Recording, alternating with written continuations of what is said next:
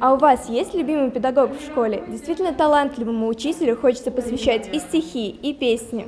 Пора новостей на концерте, посвященном юбилею творческой деятельности Галины Шпады, преподавательницы музыки в школе-интернате номер 28 для слепых и слабовидящих детей. Она проработала здесь 48 лет, развивая в детях творчество и любовь к музыке. Ребята участвовали в конкурсах и фестивалях разного уровня, каждый раз занимали призовые места. Вот ты поешь в разных жанрах, а какой твой любимый и почему?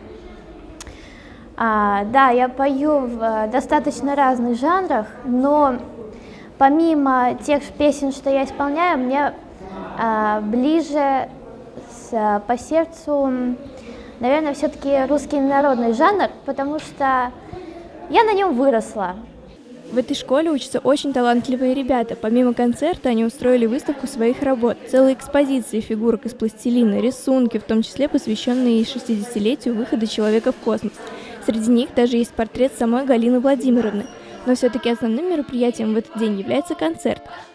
А как вы готовились к этому мероприятию? Ну вот, если честно, готовились мы не совсем долго, несколько недель. Я не вела счет.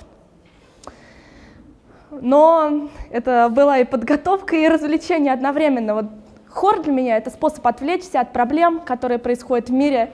И вот я так и делала. Отвлекалась от проблем, отдыхала и параллельно готовилась. Для учащихся здесь музыка стала всем. Даже выпускники, которые, казалось бы, окончили школу и готовы идти во взрослую жизнь, с любовью вспоминают свою учительницу и принимают участие в концерте. Некоторые из них даже устроились работать в родную школу. В этот вечер были награждены грамотами педагоги, которые, как и Галина Владимировна, вкладывают свою душу в этих ребят.